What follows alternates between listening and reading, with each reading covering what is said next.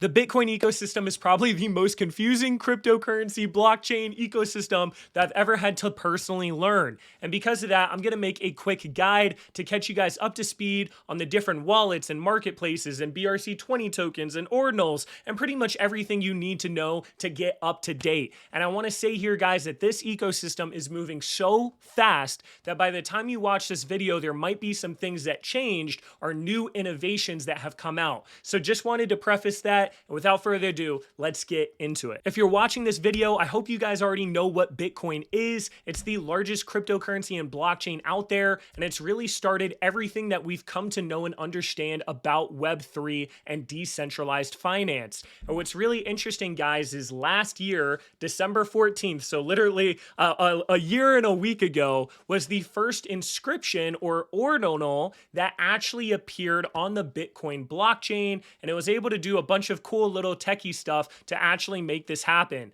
And ever since a year ago now, we have seen a ton of innovations and developments and a lot of things being built on the Bitcoin layer, including even layer 2s that are operating with Bitcoin. And because of that, there has been a lot of speculation as well as opportunity as all these different things have been coming out. Now, the first thing that you guys are going to need to get started here and to kind of partake in all of this is a wallet. And not just one wallet, but I really recommend actually having 3 different wallets when it comes to the BTC scene. The first wallet that you guys are going to need is the Unisat wallet, and this is the best place to have your BRC20 tokens, which are kind of like meme tokens on the Bitcoin blockchain. And one important thing to note, guys, is when you actually open up your wallet and create an account, it's going to ask you which address type you would like. And it's very important you do the one with BC1P, which is the taproot. Otherwise, you can actually lose your different inscriptions and your different BRC20 tokens that you're buying on this wallet. So very important that you select that address type, and you can fund this wallet by sending Bitcoin to it as well. The next wallet that I recommend here is Xverse, and this is where people usually will store their different inscriptions or ordinals on the Bitcoin blockchain. And this is kind of like NFTs, guys, even though technically it's not an NFT. Now, what's really interesting about inscriptions is that it's immutable, which means it can't be changed. There's no metadata in them. They don't have smart contracts, and the actual image and information is stored on the blockchain itself rather than some sort of image hosting software like IPFS. So everything is actually on chain, which is super cool. And then the last wallet that you can use if you get into the stamp side of things is actually this Leather wallet. And this is the best wallet if you're operating with stamps, which is kind of like the V2 of inscriptions on Bitcoin. One thing that I want to bring up when it comes to the Xverse wallet, guys, is when you hit this receive option, when you're trying to load Bitcoin into these different wallets, you're going to see a Bitcoin address as well as an ordinals and BRC20 address. For this specific wallet, you can send your Bitcoin to this address above, which is the first address. And when you actually go to buy these different ordinals and stuff like that, you're going to be able to use the Bitcoin from this actual main address. When it comes to this Unisat wallet, you're going to be able to send your Bitcoin to the same exact address, and it's going to spend and have all of your BRC20 tokens in one location. Now that the wallets are done, what about the marketplaces? Where exactly can you buy these different inscriptions as well as BRC20 tokens? Now, Unisat/market is going to be the best place to do this, and this is where you can see all these different inscriptions that you can buy, such as Bitcoin Frogs, which is the largest by the amount of Bitcoin that has been spent, the amount of volume. And you can also click on BRC20 tokens or go to BRC20 here to look at all of the different tokens, such as Ordi, which was the first BRC20. Now, the vast majority of these are memes, guys, and the vast majority do end up going to zero or performing very poorly, but on the off chance that you actually catch a great one, you can end up making 10, 100, or even 1,000x your money.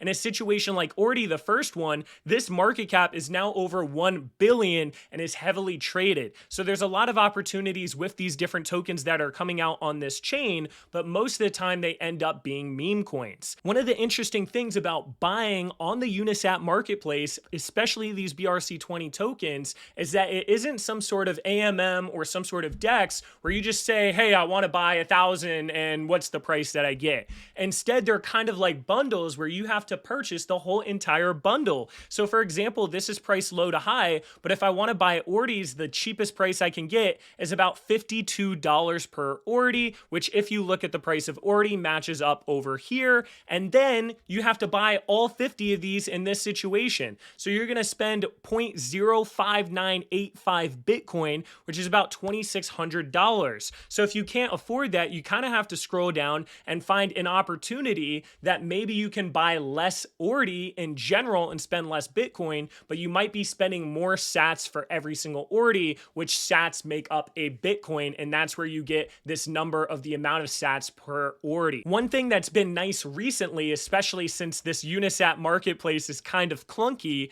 is that we've been seeing centralized exchanges add these different BRC20 tokens to their sexes. So MEXC is one of those examples of a centralized exchange that doesn't even require KYC, where you can buy some of these top BRC20 tokens. And Binance, the largest exchange in the world, has also been adding some of these tokens, such as Ordie, and this is one of the major reasons it's ran up so much. But one thing to keep in mind about these centralized exchanges, guys, is that if you try withdrawing these different BRC20 tokens from their centralized exchange over into your Bitcoin wallet, usually the fees are very high. So if you ever actually need that in one of your Bitcoin wallets, take that into consideration of how many fees you're going to spend, because you might actually get a better deal on Unisat if you actually needed it on the Bitcoin blockchain. The next thing that I want to go over here is how exactly do you buy these different BRC20 tokens or these new inscriptions? Well, the first thing that you're going to need to do is connect your wallet. I use Unisat for these different BRC20 tokens. And once you connect that and make sure it's BC1P, you're now going to be able to get into these different opportunities. Now, what's interesting is when a new inscription is coming out on this site, they actually don't charge any money to get those different inscriptions. What you are going to have to pay, though, is the gas fees in Bitcoin. And the gas fees in Bitcoin have continuously gone up, especially when the congestion is high. So the amount of money you have to pay for these transactions is pretty significant compared to a lot of other chains out there. But let's say we were looking for a new inscription that was about to come out. I can look at 777 here. And when I go, I can actually hit mint directly, and you're going to be able to see your ticker and the amount you want to buy. So let's say I want to buy 100 in every, or 1,000 in every single transaction. I can put 1,000 here. Some of these will have caps, and I can actually repeat the mint. So I can say, hey, I want to buy 1,000 in 10 different transactions. And sometimes people will do this if there's a cap on the amount that you can actually inscribe. Now, when I hit next here, and mint to mount must be less than 1. You see some of them have these different restrictions, but once I actually do this, I'll be able to see the different BRC20 tokens I'll have, and now it'll give me kind of a summary. Now it'll show you what actual address you're going to be getting these tokens, and it'll show you the amount of sat/VP, which is the amount of gas you have to spend in order for your transaction to go through. And the higher this number, the more you're going to spend, and you can even set a custom amount if you want to have a higher gas in order to lock in these different inscriptions. Because usually if it's a very hyped one that's going to be profitable, they go very quickly and people will up their gas in order to get into the opportunities. And you can kind of see here, guys, the breakdown of me needing to spend $182 just for these different transactions. Now, what's interesting, if I remove all of these but one, you'll notice that that transaction fee drops all the way down to $16.97 because now I'm only sending one transaction or one order in rather than those 10. So typically what happens is if there's some sort of hyped release, you need to make sure that your gas is high enough. Otherwise, you're going to be spending money in this gas transaction. It's going to take too long to fulfill, and then you're going to end up with nothing. That's where this Mempool site comes in handy, where you can actually go here and you can see what the actual priorities are for these different gases. So right now, the Satoshis is 224 for a high priority. So if I think a lot of people are now all of a sudden going to go for an inscription, I might have to 2x this number or 3x this number in order to make sure my transaction goes through and I just don't waste a bunch of money on gas. So in this situation, I might even go as high as 600 Satoshis currencies and spend a premium on that gas if I think this is going to be something that's profitable. One of the new interesting things that have been coming out, especially since these different projects weren't necessarily making money doing these inscriptions, is Launchpads. Now, TertSat has been the main one where you buy a bunch of TERT, and now all of a sudden these different projects are getting donations from you, and then they distribute these BRC20 tokens. And we're starting to see a move from just being meme coins to some of these projects actually building legit things using the Bitcoin blockchain. So a lot of great projects are launching on here. And of course, whenever a project or protocol is doing well, you're going to have new protocols or new launchpads come out. One of those being Bakery Swap that just came out recently, and there's more and more that are coming out. So pay attention to these different launchpads because there's opportunities in order to get into these tokens early at a very cheap price and potentially make 100, 200, 300, 400x. But just be a little careful, guys, because something like TERTs have gone on a massive run recently, and the different holding tiers might be a little bit too risky for you to get in. Now that you guys pretty much know all about the BRC20 tokens and inscriptions and how to get into all this stuff, let's get into some of the other things that have been happening in this ecosystem. The first thing is going to be stamps and SRC20 tokens. What's interesting, guys, is that inscriptions as well as BRC20 tokens can technically be deleted or wiped away from the Bitcoin blockchain if all of the node providers decided to do so. Now, the likelihood of this is very, very low, but a different protocol came out, or a different standard came out called stamps and SRC20 tokens. Now, the big difference with this, guys, is that it is actually embedded into the UTXO rather than the data just being written on the blockchain, right? And because of that, it's actually impossible to get rid of these. These are permanent. They're immutable. They can't get rid of. So the stamps are going to be kind of like your ordinals or your inscriptions, and then the SRC20 tokens are kind of like your BRC20 tokens. And the only ones that I have really paid attention to, or that we recommend looking into as of right now, are going to be Kevin and Stamp. And this is kind of more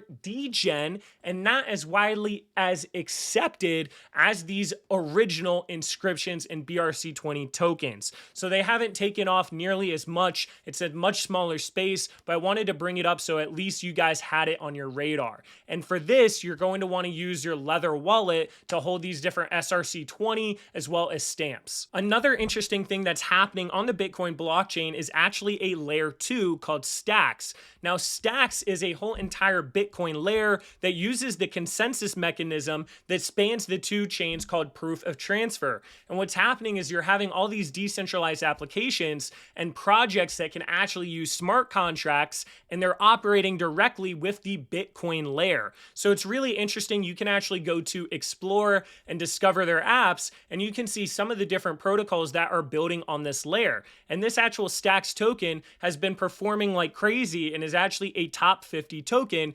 especially since so much Bitcoin stuff has been blowing up recently. And the main sort of decentralized exchange where you can farm and you can bridge and there's a launchpad is actually Alex, and you can go on here and bridge your Bitcoin, and on this layer it is all settled in the Stacks token, this Stacks chain layer, right? So it's a lot cheaper and a lot quicker and a lot less congested to do all this stuff on a layer 2 rather than the main chain of Bitcoin, and that's why it's been gaining some traction recently. Now, some people don't like this and some of the maxis don't like this because it is a lot more centralized at this point in time. But as there's more transactions that are happening on Bitcoin, and as things get more congested, which we've been seeing, and as we get into this bull run where there's just so many more transactions, there might be a major need for a layer 2 to be there, very similar to what has happened on all these layer 2s for Ethereum. So definitely pay attention to this. I don't own any Alex right now, but this is definitely the biggest one,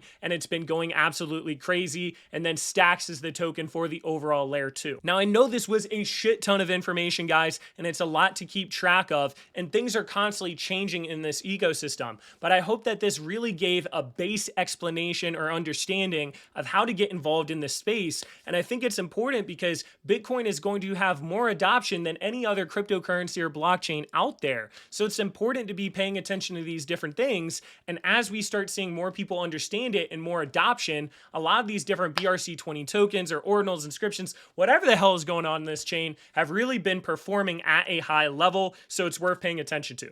Last thing that I wanted to bring up here is because this space is so hard to navigate, if you're looking for a place to learn more, to learn about the different plays and opportunities, to stay up to date, we actually have our own alpha group where you can access this by buying a Cardano NFT called Jelly Cubes. And we've been going over these different inscriptions and ordinals and all of this shit very early. We actually started talking about ordinals back when they had only 15,000 inscriptions, and now we're sitting at over 50 million, or about 50 million inscriptions. I think right now we're about to hit that 50 million mark. So it's pretty insane. We've been covering all of these different projects very early. We were able to get into Ordi early, into these different ordinals very early. Honestly, we have some really great alpha callers that have been able to make some wild plays, and I'm really kicking myself that I didn't follow them on a lot of these different plays and opportunities. And I didn't because it was honestly very complicated just to stay on top of all this stuff. And I'm someone that is constantly exploring these different things.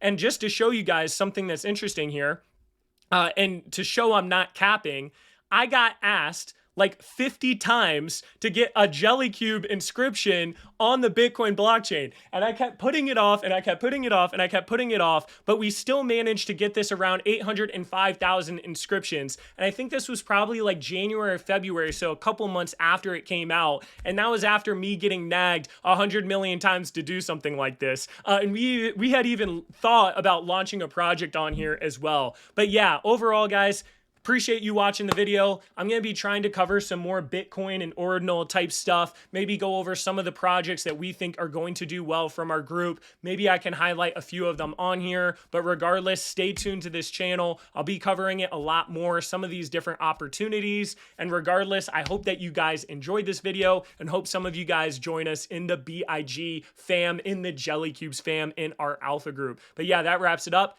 Catch you guys later.